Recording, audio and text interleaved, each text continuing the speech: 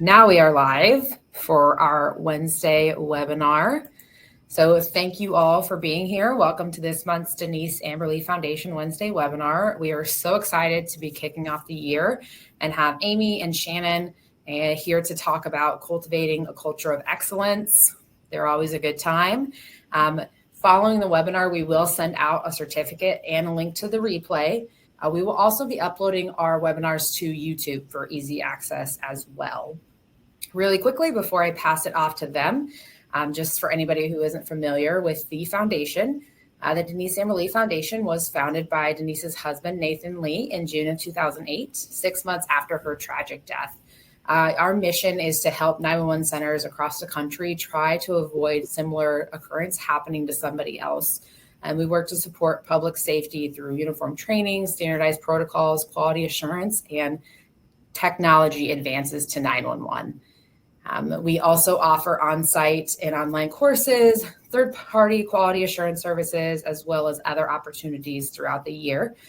If you would like any more information about today's webinar or the foundation, feel free to email us at info@deniseamberly.org. With that, we are on a new platform. Some may notice we're on a new platform this year. So just to kind of test it out, feel free to drop in the chat where you're watching from. And then we are also going to do a poll. So hopefully you can go into that poll section and it'll show you if you want to select what your current role is. We will test it out that way. And then I will pass it over here in just a moment. You may also notice that there is a file section. We have a flyer in there. Feel free to download. And then I will be back at the end of the webinar to let you guys know about some updates with the foundation as well.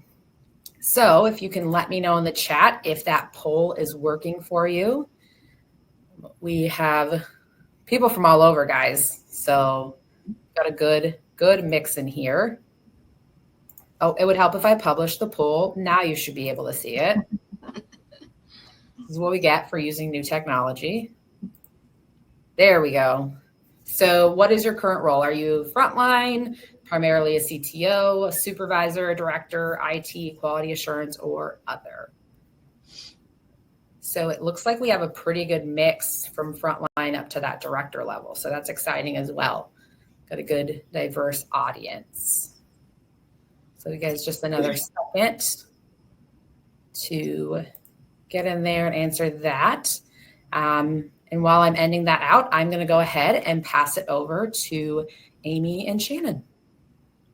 Thanks. All right. Hey, everybody. So we're going to be presenting to you today and talking to you about how we changed our culture around from a very negative culture to a positive culture.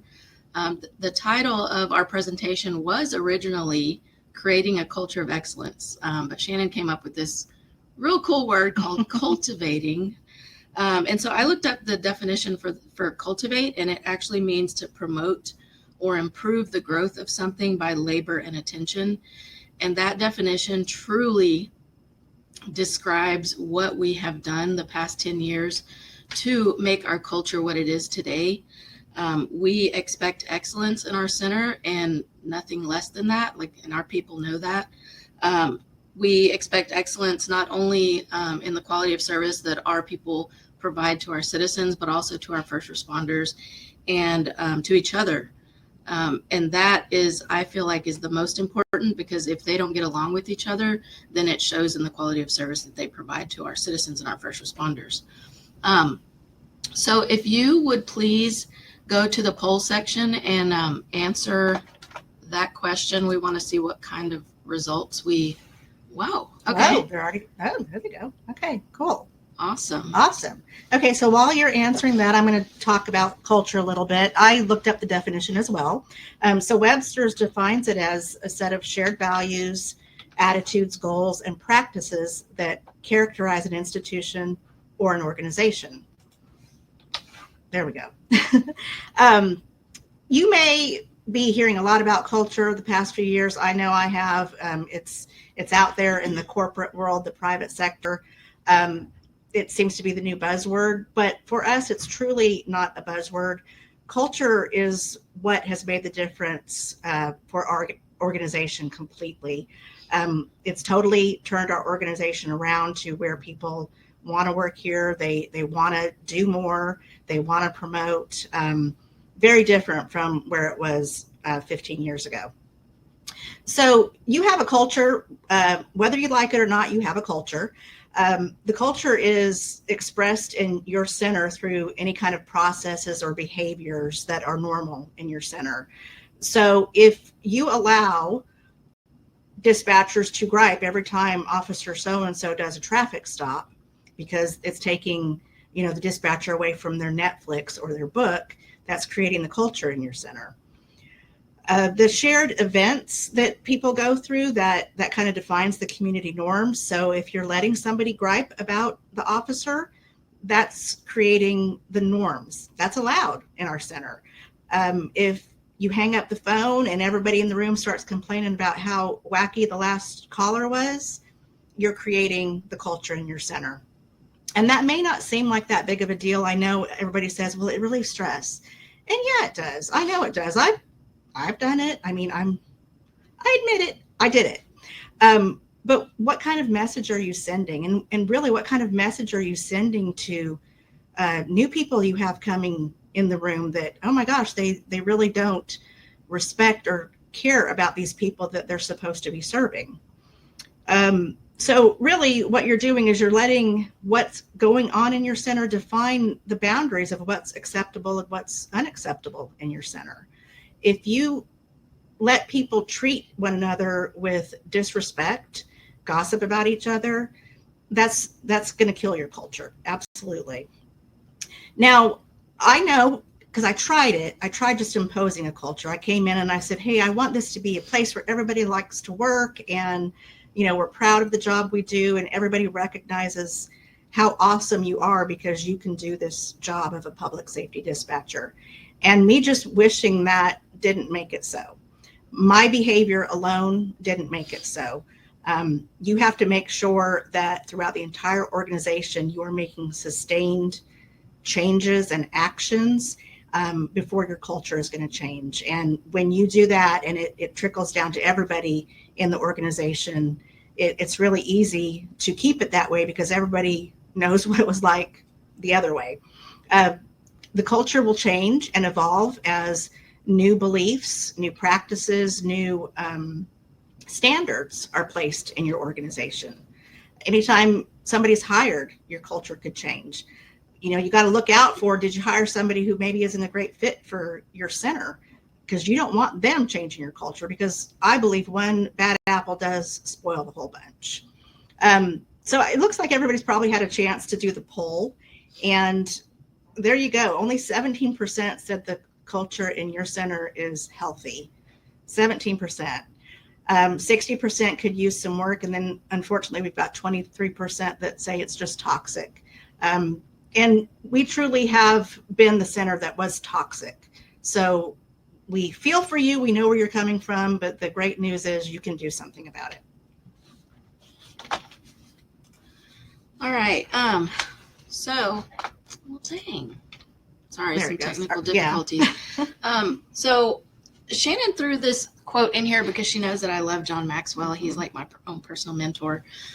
So needless to say, you can love people without leading them, but you cannot lead people without loving them. And that is so true. Like, building relationships with your people is so important, and building genuine relationships with your people. Like, they have to be true relationships. You have to truly get to know these people.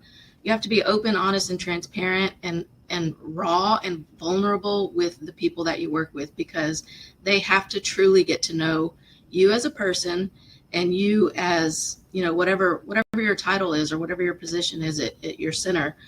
You have to be real no matter what your title or your position. I don't treat anybody in this center any differently than I treat Shannon, or that the relationship that I have with Shannon is the same relationship I have with anybody in this center. I truly care about my people, and when I come to work, it doesn't feel like I'm coming to work. I actually get excited to come to work. Build relationships with people that you work closely with so that you can know their heart. It helps to have those difficult conversations when the time comes to have that conversation.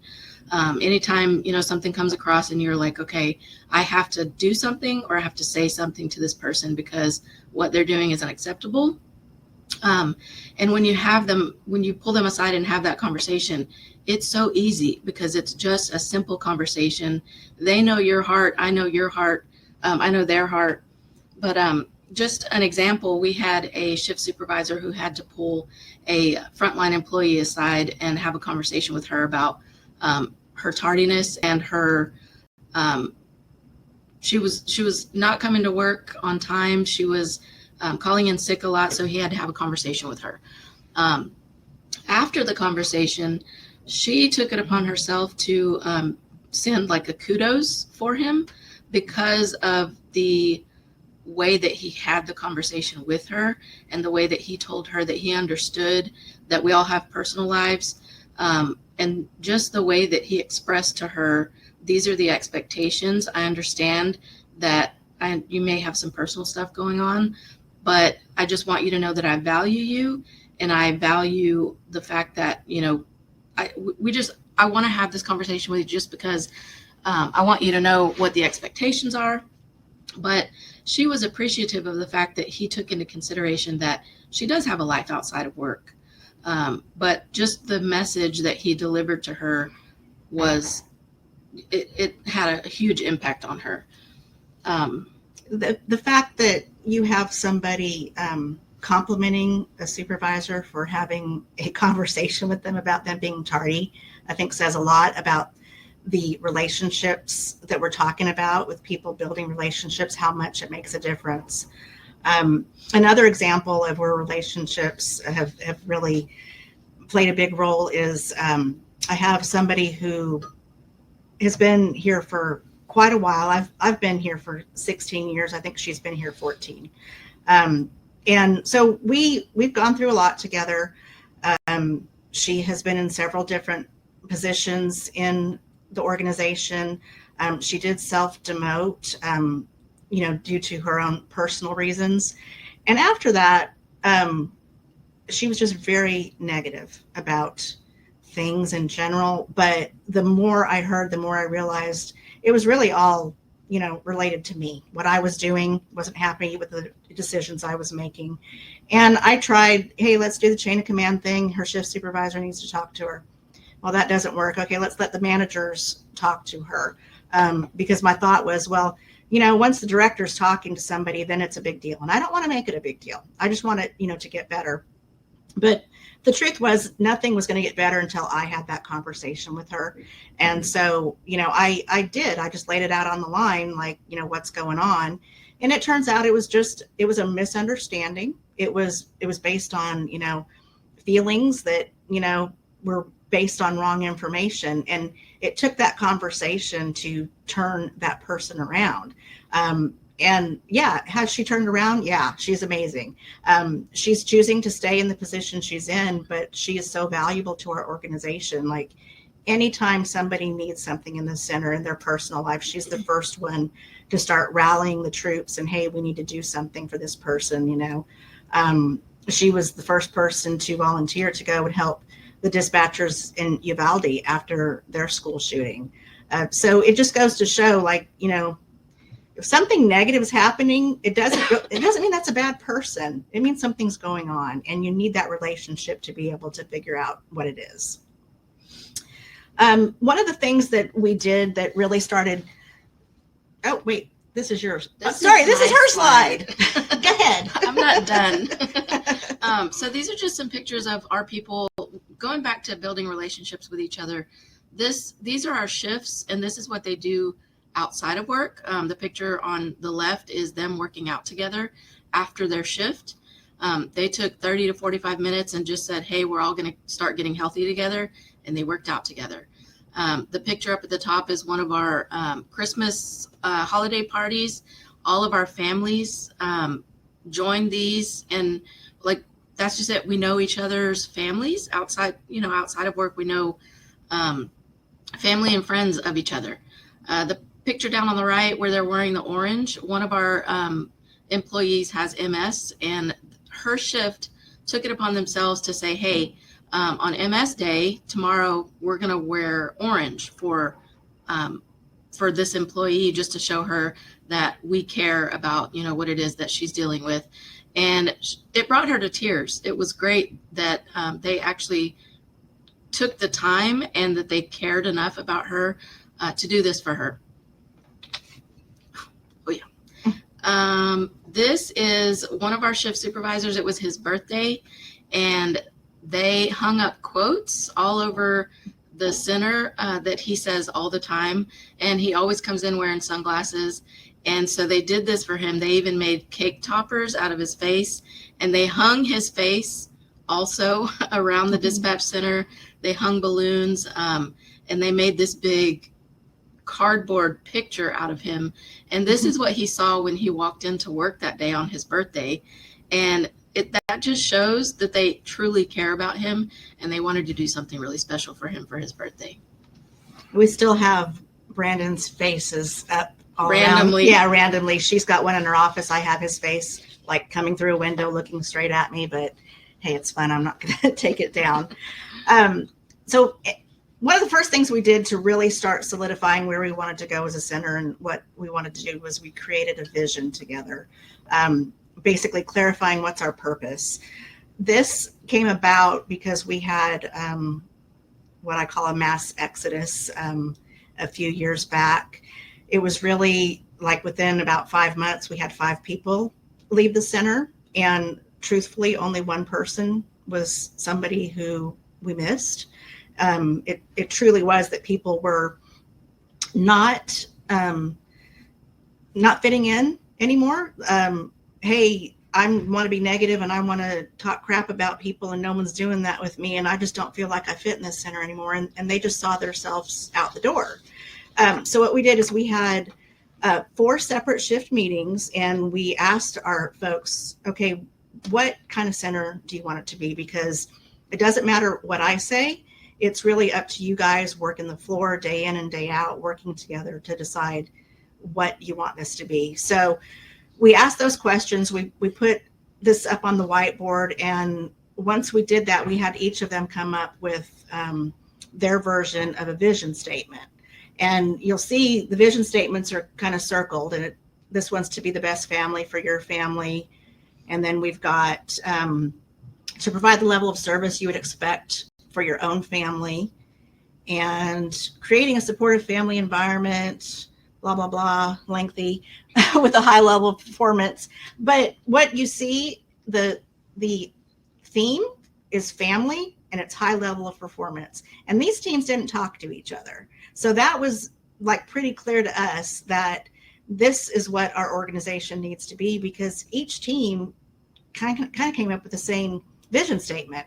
So it worked out to our final vision statement was working together as a team and a family, serving others as we would our own.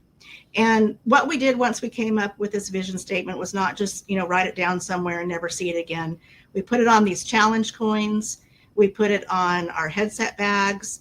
We've got it up in big letters by our clock in the comm center, and we put it in signatures and emails. We over communicate it. The challenge coins we use when somebody is displaying some kind of behavior that's in line with our vision statement. And we'll just, we'll have a supervisor, a manager, or the director will give them a challenge coin. So we're just emphasizing it, and we're living our vision statement. So another thing that we did and that we continue to do, because the work never stops, it's an everyday thing, is setting clear expectations. And when you set clear expectations, you have to, like she said, you have to visit it often. It's something that we're always doing, and it's something we're always holding people accountable to, is the expectations that we have set, in place for our people. Including the leadership team, including Shannon. Like if we set expectations and Shannon knows what those expectations are, I know what they are. And anybody that is in our center can come to me and call me out basically and tell me, hey, this is the expectation that we have in our center, but this is something they did that shows that you're not following those expectations. We had a shift supervisor who basically was doing her own thing. She was a night shift supervisor, and Shannon had a conversation with her about something that was brought to our attention about her letting her people take longer breaks than they were allowed to. And when she was approached and asked, if that was happening, they have a 45-minute break. She was letting them take hour breaks. And it became known because one of the people that worked with her worked on another shift, and they asked if they could take an hour break. And they're like, well, no, we don't take hour breaks. It's a 45-minute break, but we do it on our shift. So when she was approached about it, she lied about it. And you don't lie to Shannon. But there was a lot of things that she was doing that was like, it was her own little thing on her shift, and it wasn't consistent across the board between shifts. She was, after our supervisor meetings, would complain about the tasks and the duties that were assigned to the leadership team, to a supervisor, her supervisory tasks. She would complain about them, complain about the work that she had to do to, or that we asked her to do to keep her leadership skills up. There was just a lot of things that she would do that we're like, wow, like this is so far from the expectation that we have set for you, and it's unacceptable to us. So the expectations, like I said, they have to be set across the board. Everyone has to be held accountable for those expectations, because if not, then whatever they're doing is what you're allowing. I feel like I had something else for this. Well, you've got the slide with all the expectations. So from this shift supervisor, we created these expectations. 1 through 14 is just leadership stuff, like taking care of the schedule, doing audio tapes and stuff like that.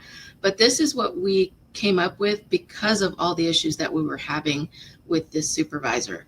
I didn't have to, but I did. I took it upon myself to meet with this supervisor and try to coach and guide her once a week for 3 months. I did this, and I didn't ask her to come in early. I didn't ask her to stay late. I altered my schedule so that I could make sure that I was here when she was here, and I had the one-on-one conversations with her and tried to coach and guide her in the right direction, and that didn't work. But I'm not going to read them. If you want them, feel free to email me and I can send them to you. But these expectations are for anybody that is in a leadership position here, from our dispatcher twos to our supervisors and even management team and our director. But the bottom, emotional wisdom, is the ability to accept people as they are, not as you would like them to be.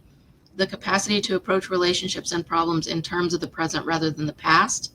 The ability to treat those who are close to you with the same courteous attention that you extend to strangers and casual acquaintances. The ability to trust others even if the risk seems great, and the ability to do without constant approval and recognition from others. These, we truly hold our people accountable to these, and they've been phenomenal for our leadership team. The most important one on this, you'll see at the very bottom, is be loyal to Team One. And again, that came out of this. We're Team One. We're Team One. The leadership team is Team One because, we've got an A shift, a B shift, a C shift, a D shift. That's not what they're called anymore, but you know what I'm talking about. So we decided, hey, we need a team name. So we're Team One. And we realize how hard it is, especially if you promote up. One day your peers and this is your buddy, you guys are both dispatchers together, and the next thing you know, you're their shift supervisor. Well, you have this camaraderie and you have this loyalty for sure with your team, as you should. But that can't come before loyalty to the leadership team, because as leaders, we are trying to do the best for the entire organization, not just your shift. And, back to that story about that supervisor, it may seem like it's really insignificant. Oh, well, it was night shift and you gave him 15 more minutes. Well, it is kind of insignificant, but not when it gets out to the other shifts that this supervisor gets to do things and this team gets to do things that other people don't do. And it's, against policy. And you're just doing your own thing because you want to be liked. Well, that really is at a detriment to the entire leadership team. I mean, it just, we have no respect because we're not holding it together. So most important is definitely being loyal to Team One. If you accept that responsibility to become a supervisor, you have to accept that. So actively engaging your folks.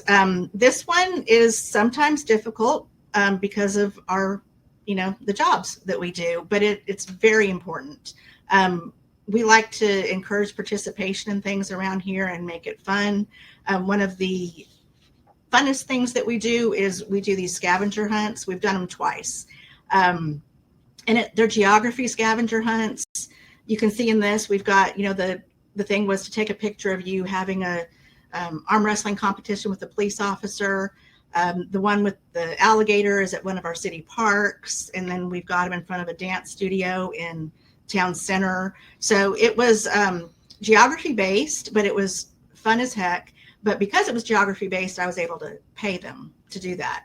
And so we've got like pictures like this up on, we've got a screen in our center with pictures rotating all the time.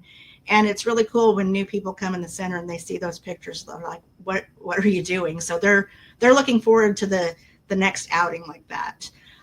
Obviously we do stuff during TCO week, but we found, hey, there's a big lull between TCO week and the holidays. And our dispatcher twos, who are our trainers, they went to the Texas Public Safety Conference years ago, and they come up with this idea on their own that, hey, we want to do something like around August, and we're going to call it Summer Camp Week. So without any funds, without, me saying, hey, do this, they started doing it. And it's a tradition now. It's, the same thing. You dress up, you bring in food, the stuff that dispatchers like to do.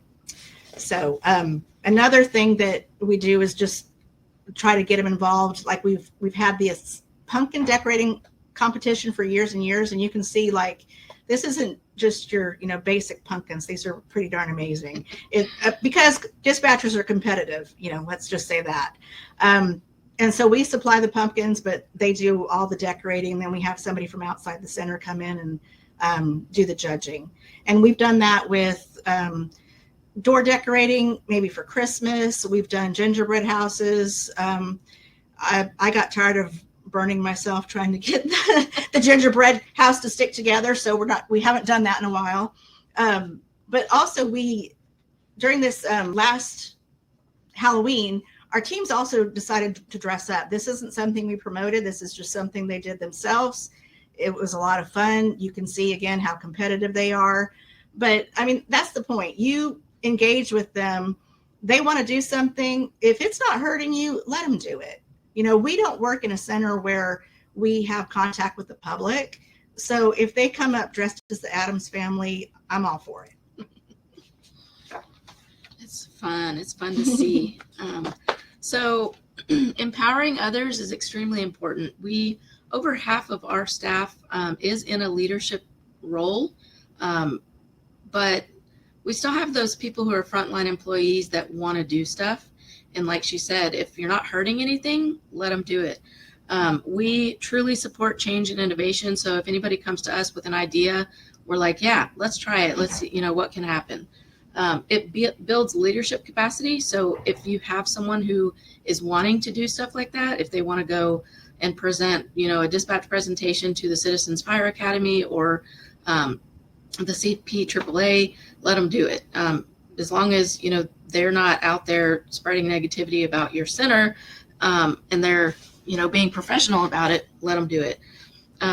There's a lot of things that have been brought to our attention where we're like, okay, bring us your ideas and we'll put it into play. If it works, it works. If not, then, hey, we tried. So we had people, we used to work 2 days on, 2 days off and off every other weekend. Some of them still do, but over half of our staff works an alternate schedule. That was, we had maybe 2 or 4 people that agreed on working an alternate schedule. As long as you found somebody on the opposite set as you that was willing to work that schedule with you, okay, cool. As long as we have the staffing and we still are going based off of what the needs of the center. So now over half of our staff works a 4 on, 4 off, 3 on, 3 off schedule. So they work every other Saturday with the same set days off. And that came from a frontline employee that was like, can we just try this? Yeah, let's do it. The mandate calendar, we used to have a list that went by seniority, and whoever was at the top of the list, if somebody called in and nobody volunteered to work that shift, whoever's at the top of the list gets to work that, gets to come to work. Gets to. So now they pass around a calendar for the upcoming month, and everybody chooses what days they can be on call. They choose a few days out of the month that they can be on call, and Shannon was able to get them on call pay. It's not a lot, but it's something. Talked about having people present at CPAAA or anything that is dealing with community engagement that gets us out there with our citizens and lets them, gives them a little bit of knowledge about what our dispatchers actually do, because a lot of people don't know what we do. Trainers, we allowed them to come up with a weekly training minute, is what they call it. And it just gets information out to our center that, like, stuff we don't always deal with. You'll come up with a protective order and all of a sudden you're like, dang, I haven't entered a protective order in months. I don't remember how to do it. So just little tips like that our dispatcher twos and trainers send out. Let people go to training. We let people go to training if they find some training somewhere that they want to go to. Yeah, just put in for it. And, if scheduling allows, we'll send you to that training. We let them participate in open houses with our other first responders, fire department and police. We do training with emergency management, with SWAT, with fire. We truly get them out to try and become more knowledgeable in what our partners out on the street do, because if we know what they're doing out there, it helps us to do our job better. We have the different events that we have. The committee is called the Crew that puts all of those events together, and we just sent out an email asking for new members for the Crew, and it's just people want to be involved in making this center fun. And because, of course, you all know that this job is extremely stressful. So you want to be able to come to an environment that is happy and that's just fun. We have a whiteboard by the front door where we put quotes. We don't do it. They do it. When they see that, this positive quote has been up here for a couple days, they'll take it upon themselves to change it and put just positive quotes or drawings up there. We have a communication style board. So everybody takes a communication style test, and we figure out what type of communication style you are. She's a driver, if you haven't noticed already. I'm amiable. And we do this because when we have to have those difficult conversations with someone, I want to be able to know how am I going to communicate at their level so that they're going to be able to accept the feedback the way that is going to be most productive for them, and not me just telling them what I need to tell them and expecting them to accept it the way that I communicate. I need to communicate with them the way that they communicate so that I know that they're going to accept that feedback and do something positive with it. Going back to the committee, the Crew, it's pretty awesome because we don't lift a finger around here, but we will walk in and it's decorated for Halloween, or it's decorated for Thanksgiving or Christmas, or Valentine's Day.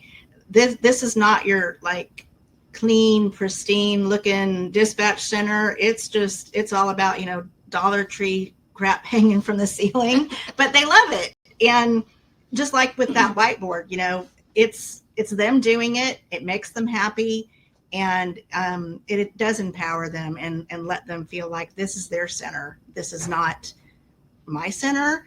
This is their center. This is everybody's center. That's you too. Yeah, I was going to talk over you again. Sorry, I'm a driver. This is another thing that we allowed our people to do, and I do it maybe every year, every 2 years. On the weekends and on holidays, they can wear dispatch-related shirts. And so I sent out an email and was like, hey, it's time to buy new weekend T-shirts. Send me some ideas and I'll get them made. So this is one of the ideas that they sent. I put all the ideas out on a table and let everybody vote on them. And the 2 ideas with the most votes is what we went with. But this just shows you, like, they took these pictures on their own. I didn't go to them and tell them, hey, get together to take a picture. They talk amongst themselves, and they're like, hey, tomorrow we're going to wear this shirt. And you'll see it has their last names on the back of it, but it truly shows how close they are as a team. And it just makes me smile. I love seeing these pictures of them. And like she talked about earlier, we have a TV. It's like the scrapbook of all the pictures that everybody has taken in dispatch, and they will send us these pictures and say, hey, can you put these up on the TV in dispatch? And we just add them. So very important is to promote accountability in your center. As she mentioned before, like the standard that you accept, if you accept something, that becomes your new standard. So you can't say I have standards up here if you're letting somebody, do something down here. It's very important that we promote accountability at all levels, and we own our own stuff. Just like she said before, we have expectations for our leadership team. And we also, just like we had that and we give that to our shift supervisors, we also give one that says, this is your expectations from management. This is what you can expect from us. And we have led shift supervisor meetings in the past saying, okay, what did we do to make your life hard, the past month? Because sometimes it's hard to tell your boss, like, you screwed up and I hated this that you did, but we just really want to make it normal in our center for them to be able to tell us when we aren't holding up our end of the bargain or doing something that we said we would do, doing something that we should do. Accountability, again, goes back to being aware of those subcultures, like that shift supervisor we talked about that was on night shift. It took a while for that to come out. But once it came out that she was doing that, we took action. And okay, you lied to me. That wasn't an automatic, you're out of here. We really tried coaching. Like Amy said, she took time out every week and adjusted her schedule and was having these conversations and really trying to bring that person up to where they needed to be. It just didn't happen. And she actually decided to, exit the center herself. We had a person that we'd hired as a shift supervisor who was in training and was probably 1 or 2 weeks away from completing our training program. But she had a habit of calling off or coming in late, and even like not returning from her breaks on time, taking longer on her breaks. And we stressed, at the beginning, like, just because you have a title doesn't mean you get to do anything differently. And in fact, it means, we're holding you to a higher standard. She was talked to repeatedly by the operations manager and by the training manager. And unfortunately, she just didn't take it seriously. And like I said, she had the job, she knew what she was doing, and she would have been fine at, dispatching because she was a working supervisor. But she had absolutely no respect from anybody on the floor because they saw what she was doing. So she couldn't stay. I had to let her go. And surprisingly, she was surprised, even though we had told her the whole way, like, this is what we expect of our team. And we really mean it. And you have to be careful too. You've got this team of leaders. Be loyal to team one, but also have the courage to speak with somebody candidly and respectfully about what they are or not doing, and how they are, affecting the team.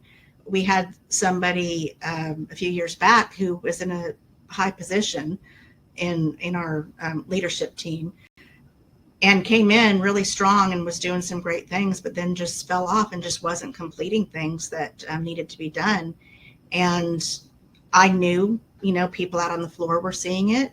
And it was a very hard decision to, hold that person accountable, but I had to, because I'm responsible for this entire center. I'm responsible for this entire team, not just one person.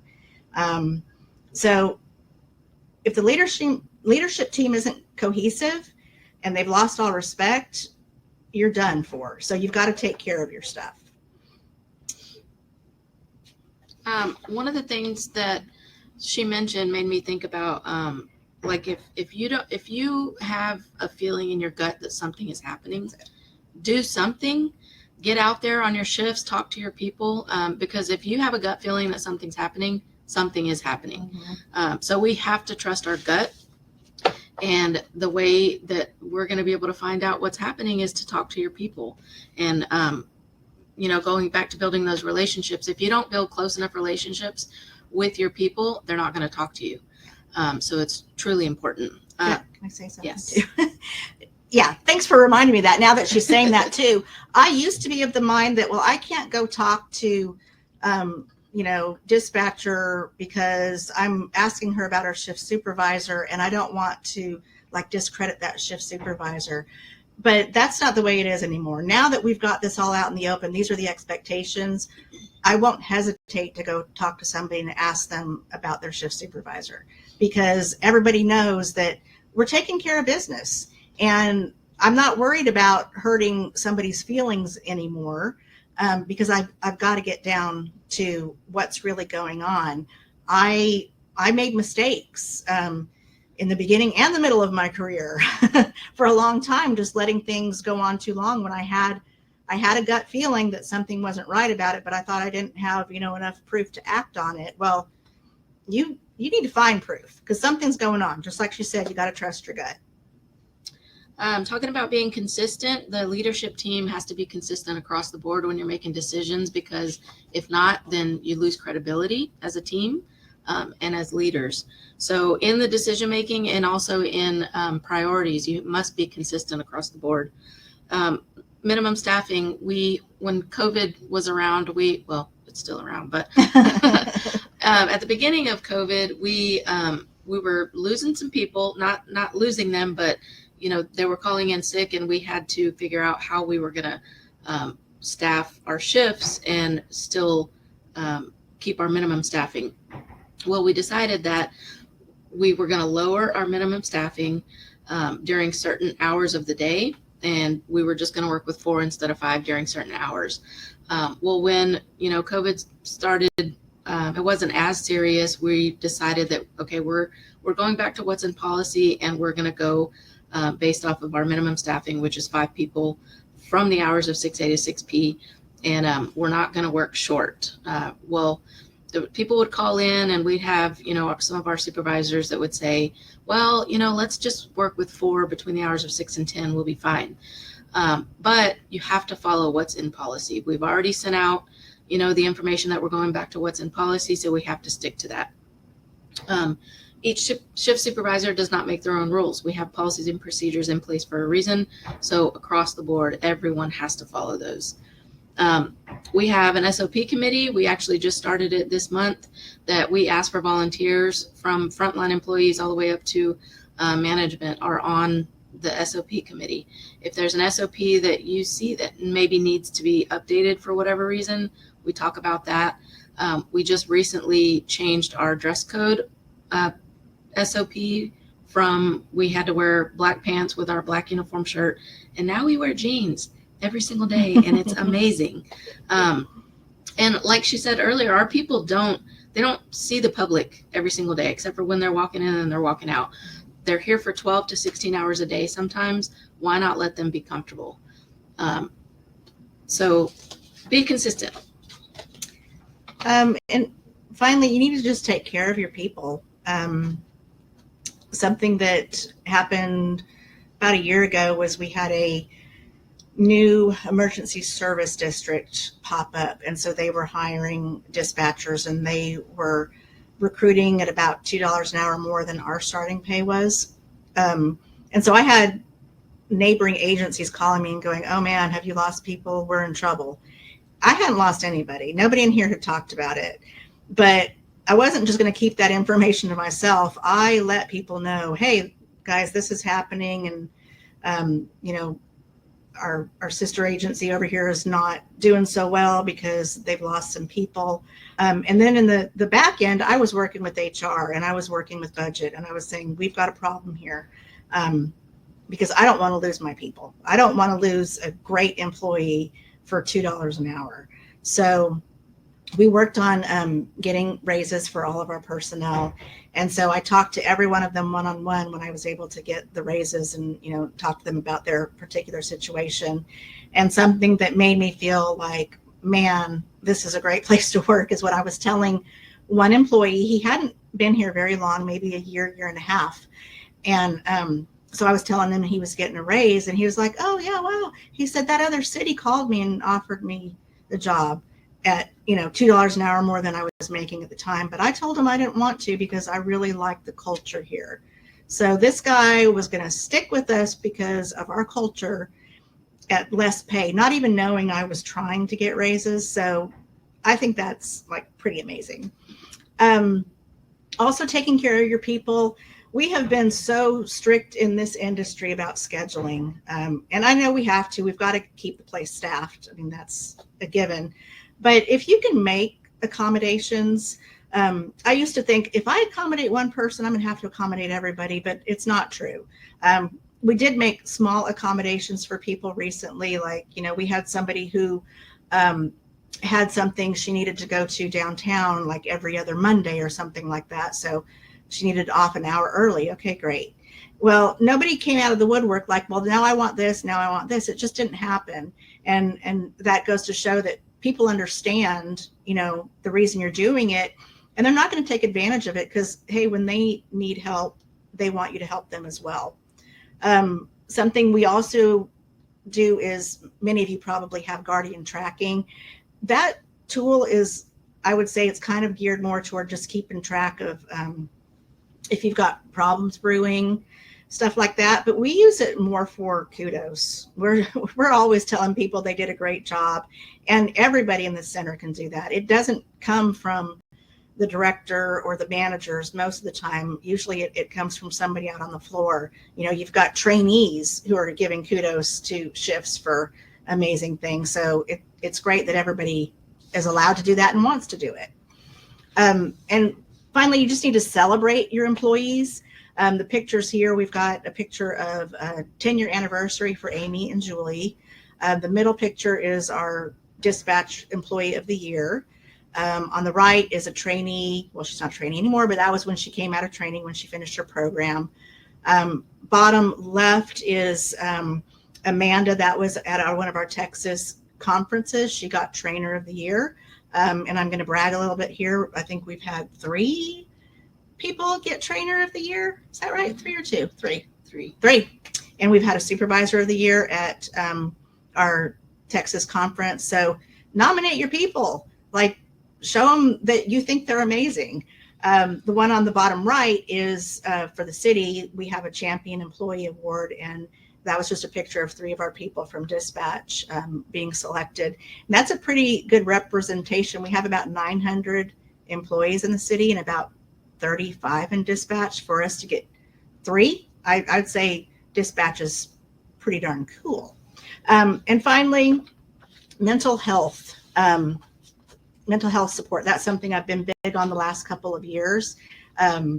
Is, we're trying to make it so mental health is not a taboo subject, and it's not something for anybody to be embarrassed about or afraid of.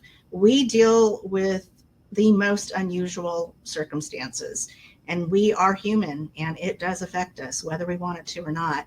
Even if we think it's not, it's affecting us.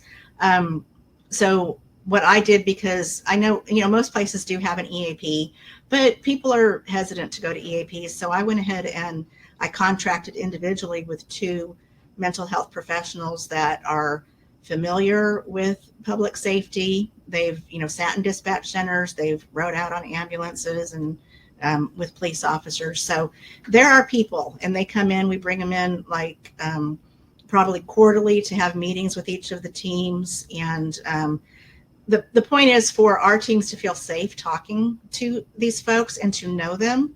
And they are getting to where they're very comfortable. So when the big thing happens and they really need help, they know exactly where to go and they're not struggling. So our last slide, meet their basic human needs. It's just important for your people to feel safe when they come to work. It's important for them to feel like they belong and that they matter and that you value them. it's just so important for them to feel that, because this job is stressful. This job sucks sometimes. And like all of this, the belonging and the safety and to feel valued is so important, because who doesn't want to feel that? And when you feel that at work, like I mentioned earlier, when I come to work, I don't feel like I'm coming to work. I feel like I get to go hang out with my friends all day. But it's so important for you to do this for your people. Anything else? I think that's it. Did we have any questions that maybe we missed in the chat, Halcyon? Yeah, it looks like, and you may have addressed this already. Let me turn my camera back on here. How are the events and the crew funded? I don't know if you touched on that. Oh, yeah. So we have a dispatch corner store where we've kept it up for a while. Inflation is killing us, I'm telling you. We even have, like, some people wrote notes like inflation. And we're like, yeah, we know, we get it. We know. But I don't honestly know how the corner store got started. But there's snacks, there's candy, there's drinks, there's all kinds energy drinks, all kinds of stuff that people can come in and buy. And it's not just for our dispatch center.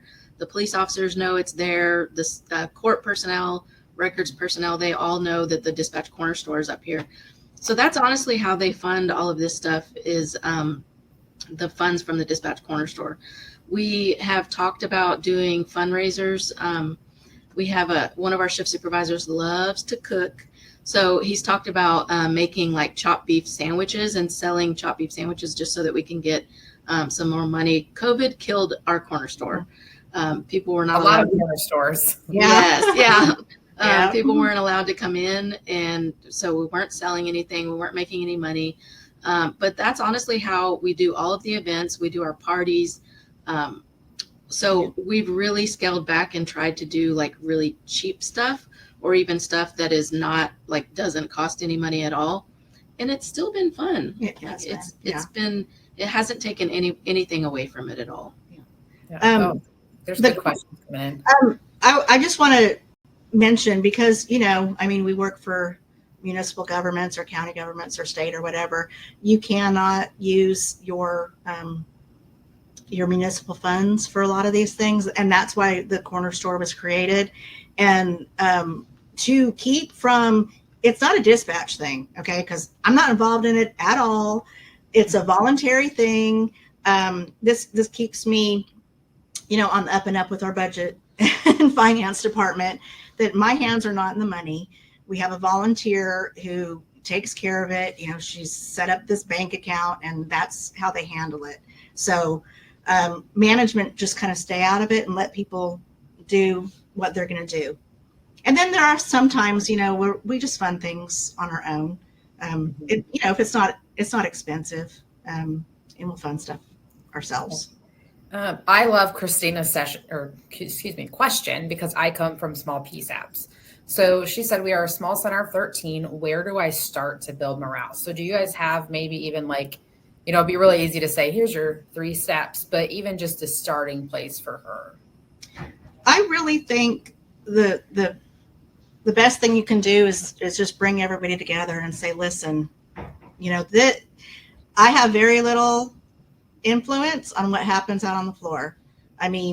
We have policies, and that has very little influence on what happens out on the floor.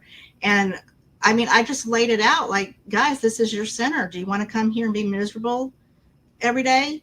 Or you started here and you want to do a good job, and you're an amazing dispatcher and you're great at that, and you're shitty to your coworker. How does that make you feel? So I just kind of put it in their hands. Like, what can we do? That's how we came up with the vision statement. And then we just kept, supporting it and recognizing it. And it's not a very quick process. We're not going to lie about that. It takes a lot of work to do this, but consistency is key. And you recognize the stuff that's good, and you take care of the stuff that's not in line with your vision that you set, or your values that you set.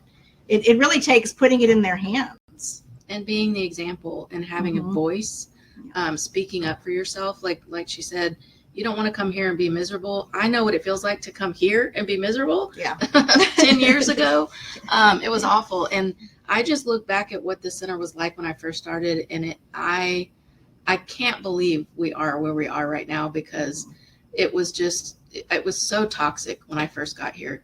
But it takes hard work and truly being that example, and having a voice for yourself and for everyone in the center that wants that positivity. Yeah. You're not doing anybody any favors by letting them get away with stuff.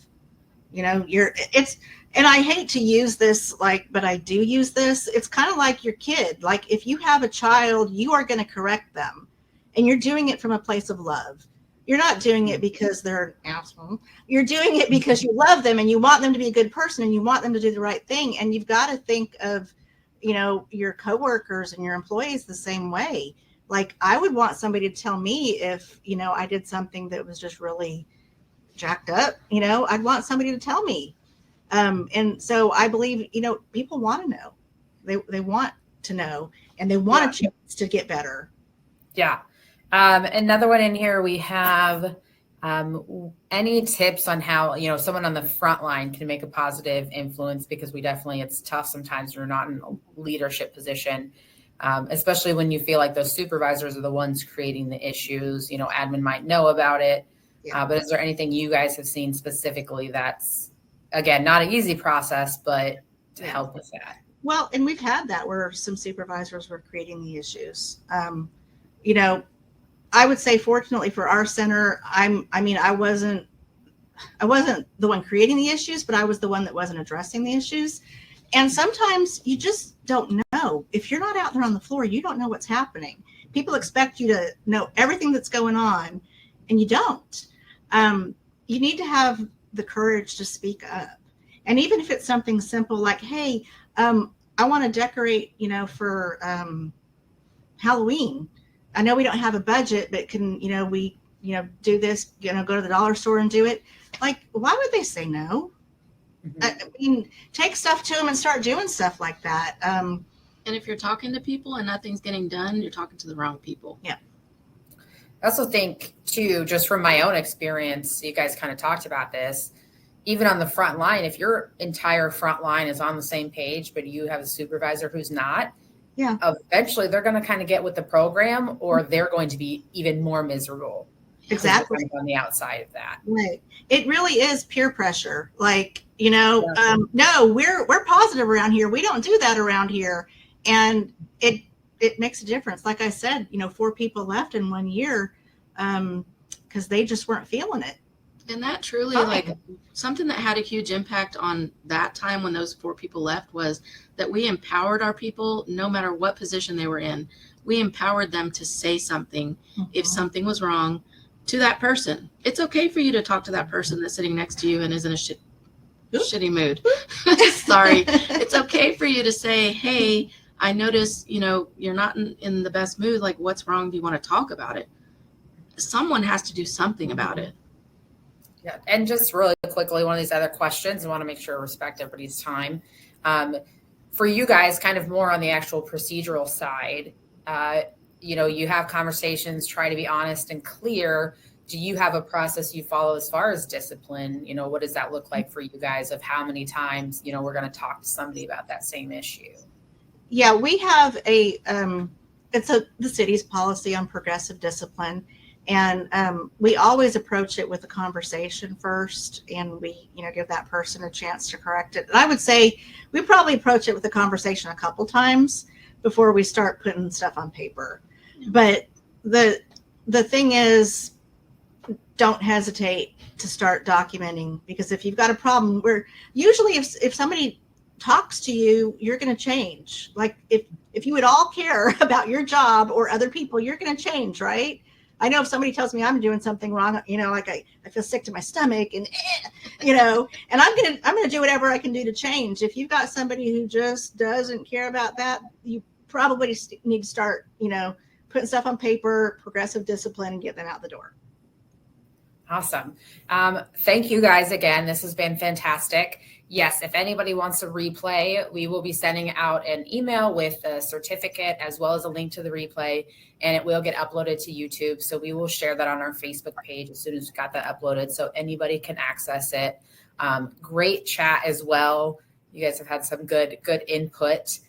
One other thing too, were you guys, you had mentioned that 25 things for supervisors, and that's something that you can share. What is the best way to share that? So I put our email in the comments, but I can send it to you if you want to put. I know you have a Dropbox. Yes. So I can send it to you, and you can put it in your Dropbox if you want. Oh, that would be awesome. Yeah, I will go ahead and upload that into there. Again, thank you guys. I've seen this now a couple times, different variations, and every time I feel like I get a new idea or learn something different, which is always amazing. I do really quickly just want to let you guys know about some of the upcoming things with the foundation. We do have our first in-person conference next week, Be the Difference in Myrtle Beach. If we have any local South Carolina people who want to attend, you are more than welcome. Registration is still open. We're very excited for that. We have our ECC Essential series tomorrow, which is about a 30 minute session. We'll be talking about some adult learning basics. It'll be on this platform, but there is another link. And then we also, one thing I'm really excited about, because who doesn't love a good t-shirt, and kind of goes along with what you guys talked about today. We have our Telecommunicator Week t-shirt design contest. So if you see in your menu on the right-hand side, you'll see that offers tab. And you can go in there, it'll take you to the link to submit it. But what we are doing is anybody can submit a design. There's a few guidelines on the form. That'll go on the front of the shirt. First we'll put all the designs up for a vote. Top 2 will then be able to be purchased. If you do get a winning design, you'll get a free t-shirt as well. And then those will be up for purchase and be delivered in time for dispatch week this year. So I'm really looking forward to that. Proceeds then go back into the foundation to help us continue things like this, as well as, other things down the road, or things we might be able to do for dispatch week as well. So again, thank you all for being here, and we will get that recording sent out. And thank you, Amy and Shannon, and enjoy the rest of your day. Thank you.